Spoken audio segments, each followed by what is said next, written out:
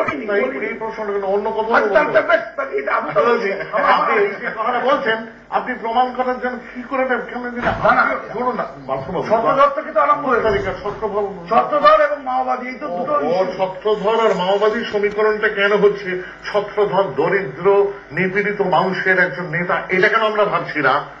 আমি কেন এটা ভাববো না যে ছত্রধরের আগে আরো আমাকে নুরুদ্দিন রংপুরে দাঁড়িয়েছিলেন, রুখে দিয়েছিলেন, তিনিও লড়াই করেছিলেন বহু বছর আগে।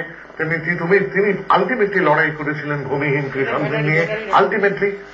তেমনি ছত্রধরকে কেন আমি একটু জননেতা ভাবছি না? ছত্রধর বললেই কেন মাওবাদী আসছে?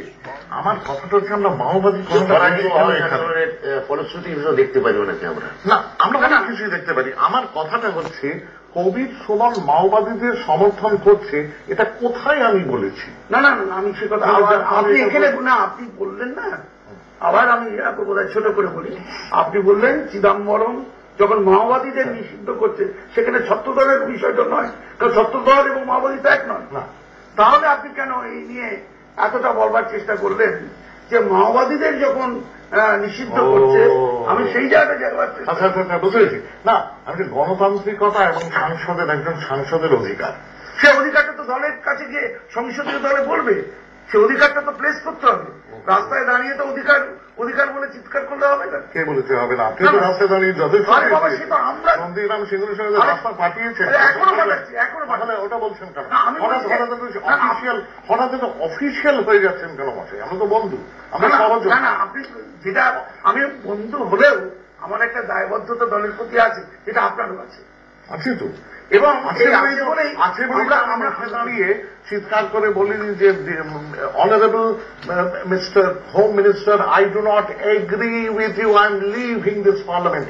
দলের প্রতি আনুগত্য আছে বলে আমি এখনো বাধা দিই, কারণ আমি একটা কাগজ সাথে বাধা দিতে পারতাম। দলের প্রতি আমি অনুগত বলি, আমি শ্রীমতী মমতা বন্দ্যোপাধ্যায় আমি এইটাই আপনাকে না হতাম, তাহলে অপোজ কিভাবে করতে হয় ব্রাত্য, তুমিও জানো, আমি উনিও জানে। একটা সাদা কাগজে লিখে লং লিভ ছত্রধর মাহাতো লিখে দাঁড়ালেই হয়। কিন্তু সেটা যদি আমি করি, বা I oppose the banning of the Maoists in India, or for that matter any party, I oppose that, or for that matter any party. আমি যদি লিখে দাঁড়াই, তাহলে শ্রীমতী মমতা বন্দ্যোপাধ্যায়ের মুখে চুনকালি পড়ে, তাহলে সেটা তৃণমূল কংগ্রেসের বদনাম হয়, সেই জন্য আমি দাঁড়াইনি। কিন্তু আমার বারে বারে ইচ্ছে হয়েছে, লালগড়ে সৈন্য প্রেরণের সময় তো, বা আধা সামরিক বাহিনী প্রেরণের সময় তো বারে বারে, একবারের জন্য কিন্তু আমি শুরুটি সেটা আনুগত্য থেকেই তো করিনি। আমার আনুগত্য যদি না থাকতো, তাহলে আমি এতক্ষণ ধরে এত কথার মধ্যে থাকতাম নাকি? এতে করে আমি পয়সা পাচ্ছি, আমাদের পয়সা দেবে না। এবারে আমার কথা হলো, এইগুলো রইল। পার্থবাবু, আমি কিন্তু দলের প্রতি অনুগত বলেই, শ্রীমতী মমতা বন্দ্যোপাধ্যায়ের প্রতি অনুগত বলেই কিন্তু আমি যাকে বলে প্রোটোকল শিষ্টাচার বজায় রেখেছি, একটা কোনো বাধা দিইনি। এবারে আমার প্রশ্ন, কিন্তু আমি একটা গান তৈরি করার সময় যদি দলের মত বা কোর কমিটিতে গিয়ে আমার নাম না সুমন, আমি কি করে বলতে, এটা না পারবো না, এটা আমার পক্ষে হবে না। কোন নেতার মুখ চেয়ে আমি আপনারা ছাড়া করি না কার দেখুন দেশ, কোন আমার গুরুরা সকলে মৃত। আজকে রবিশঙ্কর সামনে এসে দাঁড়িয়ে যদি বলেন আমি চড় খাবো, কিন্তু আমি কোন নেতা বা কোন দলের কাছে গিয়ে বলতে পারবো না আমি একটা গান লিখতে চাই, আমায় অনুমতি দিন। এই বিষয়ে না, এটা চাইছেন আমার কথা ছত্রধরের গান কথাটা, মানে এই গানটা আমি লিখতে পারবো না কেন, বা এরকম গান লিখতে পারবো না? এই কোশ্চেনটা দেখুন, যেটা আপনি আমার হাত ধরে এখন বলছেন, আমি এটাই বলছি, আমি লিখতে পারবো না কেন।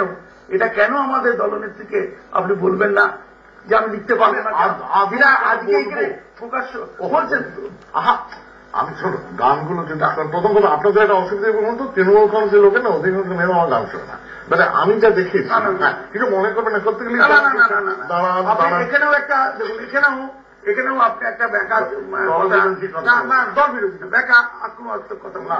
অনেক অনেক বুদ্ধিজীবী আছে যারা আপনার গান শোনেও না, কিন্তু আমরা শুনি। এবারে বুদ্ধিজীবী গালাগালও সারাক্ষণই গালাগালি। সুতরাং আমি বুঝছি না যে আপনি করতে করতে গিয়ে তৃণমূল সম্পর্কে এরকম বিতৃষ্ণা কথা বলছি না। আমি তৃণমূলের বিতৃষ্ণা না, আপনি ছত্রধরের গানগুলো শুনে আপনি বলুন, আমি এখানে আমার গানই পাই, এটা শুনবো কি? আপনি বলেছেন বইমেলায় করবেন, অথচ বইমেলার আগে কলেজে কলেজে সে গান বাড়ছে হচ্ছে।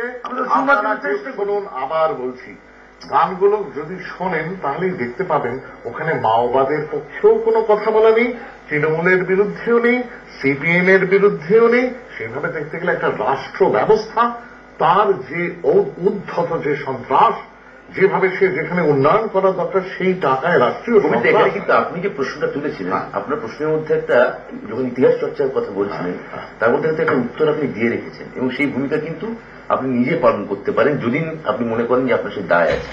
আপনি মাননীয় শ্রী যোশীর কথা বলছিলেন। আমার মনে হচ্ছে যে আপনাদের ক্ষেত্রে বা আমাদেরও ক্ষেত্রে আপনি যখন সংস্কৃতির জায়গা থেকে আপনি আমার গুরু, আপনি আমার সেই অর্থে সেখানে দাঁড়িয়ে কিন্তু একজন একটা যোশীর একটা ভূমিকা কোথাও কিন্তু আপনি এখানে দাঁড়িয়ে নিতে পারেন, যে যেখানে দাঁড়িয়ে হ্যাঁ আপনি নিতে পারেন, আপনি যোগ্যতামূলক এখানে আর কেউ নেই। যে যেখানে সংস্কৃতি এবং রাজনীতি এই বিষয়টা যখন একটা নিজস্ব ধাঁচার মধ্যে বা একটা প্যারাডাইমের মধ্যে ঘোরাঘুরি করবে তখন তাকে আমি কতটা সেন্সিটিভলি ডিল করব এবং তাকে কতটা রাজনৈতিক জায়গা থেকেই আমি দেখব, সেটা কিন্তু আপনিও একটা জায়গা তৈরি করতে পারেন আমাদের কাছে। ওরে বাবা, না সেটা কি কোনো পার্টির পরিসরে? না না না, যখন সেটাকে ওপেন একটা স্পেকট্রামে চলে যাচ্ছে। হরিদাস পাল দত্ত কেন? হরিদাস পাল একটু আগে বলেন আমি সুমন, পরে মুহূর্তে বলছেন আমি হরিদাস পাল। আমি বলছি আমি তো সঙ্গীতকার সুমন, যোশী সুমন তো না, আমি তো কবি সুমন। তুমি যোশী সাহেবের যে ভূমিকা, কোথায় যোশী ছিলেন আর কোথায় আমি, মানে এভাবে হবে না। তুমি যেটা বলছো আমি খুব কৃতজ্ঞ, কিন্তু ভাই ওটা আমার কাজ না। আমার কাজ একটা ফাংশনেবল গান তৈরি করা, মিউজিক করা, গিটারটা ঠিক রাখা, আমার হাত কাঁপে হাত ঠিক করা, গলা রেয়াজ করা। এটার একটার সঙ্গে এই কথাগুলো কেউ ভাবে না। যখন লোকে শব্দ ধরে আপনার কথাগুলো সবাই ভাবছে এটা একটা বিপ্লবের ডাক।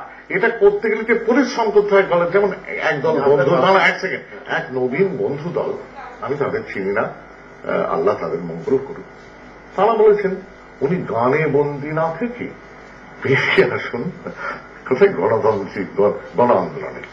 মানে এত বড় ধৃষ্টতা, না এই ধৃষ্টতা না, এই শিক্ষিত, এটা না কোনো গ্রামের মানুষ করবে না, এটা কোনো লালগড়ের মানুষ করবে না। এটা না এখানে যাতে জল পায় না, খেতে পায় না, যাতে রাস্তা নেই, যাতে বাড়ির বউরা হাসপাতালে পাঠাতে গিয়ে মরে যায় তারা বলবে না। এটা আমাদের কলকাতার শহরে পেটি বোরজোয়া যে স্কুল কলেজ শিক্ষিত জুড়িবাদা পার্টি গানে বন্দী না ক্ষেত্রে কে রে হরিদাস পাল? এবং তিনি বলছেন আমি তৃণমূল কংগ্রেস ছেড়ে দিতে, তৃণমূল কংগ্রেস ছেড়ে দিয়ে, সংসদ ছেড়ে দিয়ে গানে বন্দী, আর বাকি কি রাখিনি তুই সে সাদিতে। মাইকেল মধুসূদন দত্তটাও পড়ে না। হ্যাঁ, এবার এটা ঠিক করে দেবে আমি কোন পার্টিতে থাকবো, আমি থাকবো কিনা, মানে এ আর এক বিপদ। অর্থাৎ ছত্রধরের গান বিবিধ দিকে চলেছে। আমার সেই নবীন বন্ধুদের আমি সালাম জানাচ্ছি। গানে আমি বন্দী না, গানে যদি বন্দী থাকতে পারতাম আমার মানব জন্ম সার্থক হয়ে যেত। পারিনি থাকতে। আমরা যারা গান বাজনা করি গলাটা ঠিক রাখতে হয়, আইডিওলজি দিয়ে গান তৈরি হয় না। ছত্রধরের গালে চুমু খেলে সেটা গান হবে না। মাওবাদ জিন্দাবাদ বললেও গান হবে না, বা মমতাবাদ জিন্দাবাদ বললেও, আমি তো জয় মমতা বলেছি, ওটা গান হয়েছিল, ওটা নয়। গান চর্চা সাপেক্ষ ব্যাপার, রাজনীতিও চর্চা সাপেক্ষ। হয়তো এই একটা জায়গা যেখানে সংঘাতটা দেখা দেয়। রাজনীতি চর্চা সাপেক্ষ জায়গা, যেমন করে হয় না। আমি 7 মাস তৃণমূল কংগ্রেসের একজন সাধারণ সদস্য, কিন্তু তার আগে দীর্ঘকাল কোনো পার্টিতে থাকিনি। কাজে আমার গান কিন্তু হারে রে আমায় ছেড়ে দে। আমি ওটাই বলছি, আপনার কথাগুলো কোথাও পলিটিক্যাল সোসাইটিতে